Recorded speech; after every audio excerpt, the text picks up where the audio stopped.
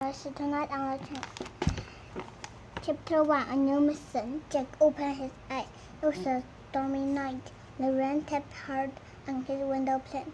Do you hear what the rain is saying? Said a voice. Jack turned on his lamp. Annie stood in his doorway. She wore her rain pinto over her pajamas and held a flashlight. It said, Come now, she said. You're nuts, said Jack. Listen, just listen, said Annie. Jack listened. The rain just seemed to be tapping out. Come now, come now. We have to go to the treehouse, said Annie. Something important is about to happen. Now, said Jack. Jack didn't want to leave his warm, cozy room, but he had felt Annie was right. Something important was about to happen. You coming? She said.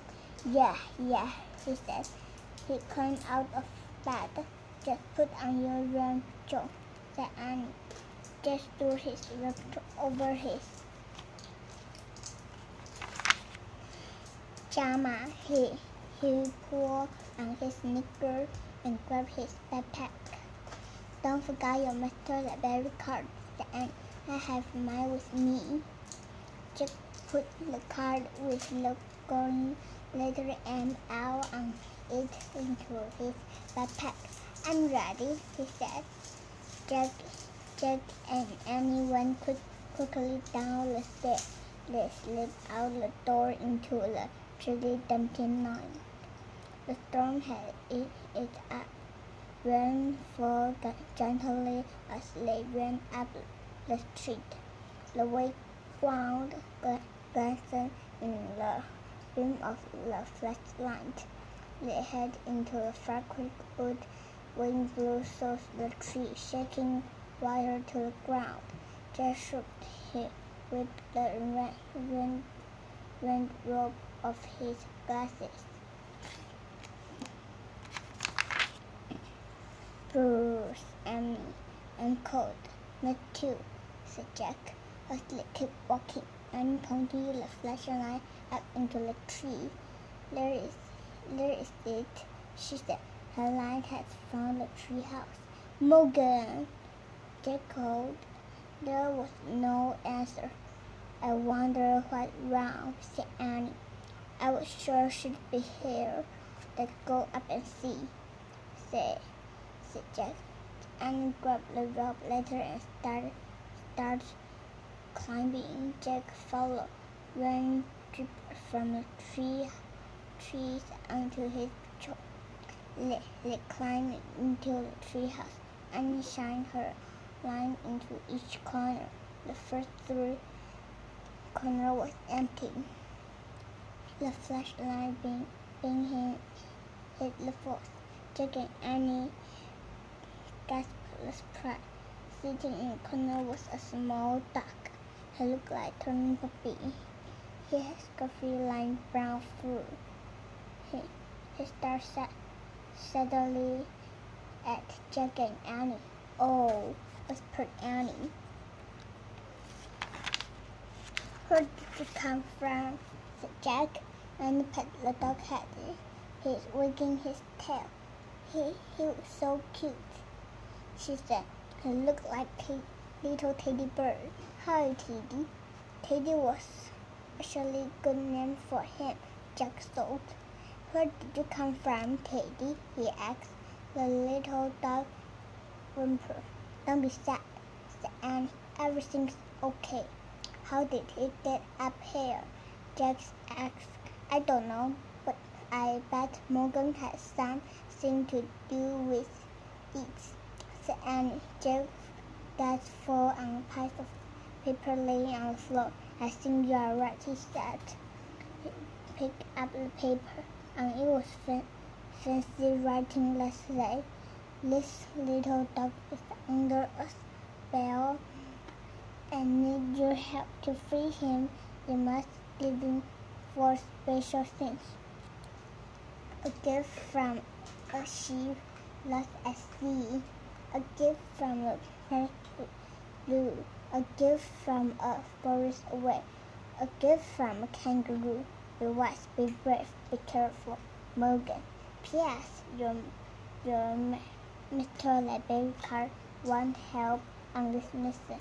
Just be yourself and all will be well. What kind of spell do you think Teddy's under? Said Annie. Who knows? Said Jack. Poor things, said Annie. She patted the dog's head and licked her hand. It looks like we have to take for a trip, said Jack. He tore over to a book. He pushed it with his nose. Look, said Annie, I bet they will take us on our first trip. She picked up the book and let little dog head turn. Good job, Teddy, she said. The title of the book was不知道怎么念信。Well, at least that's good, said Jack.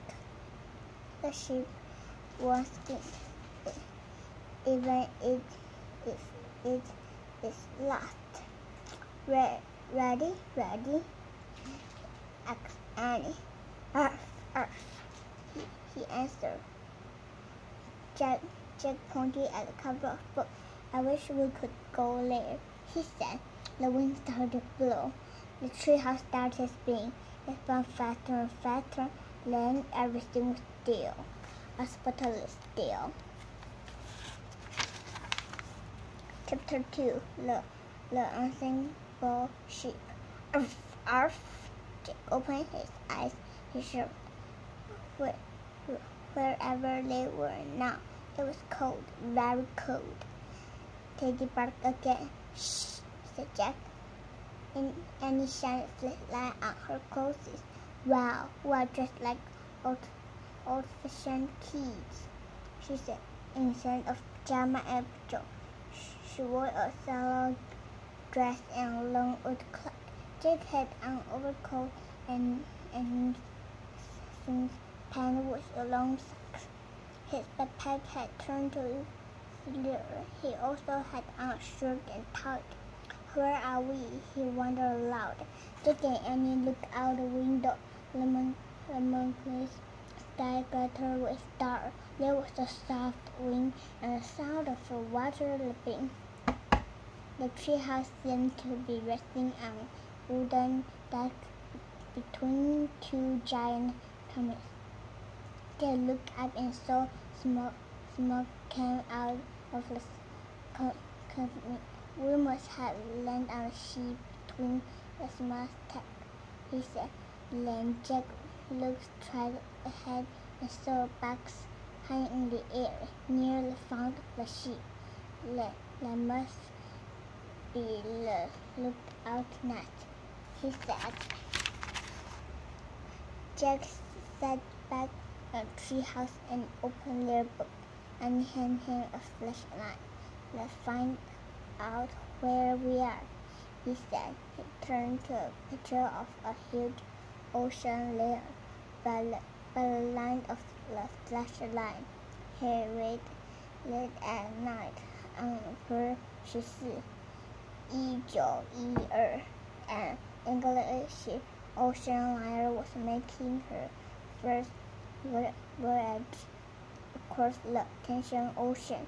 She was going to New York City, carrying in 220 passengers.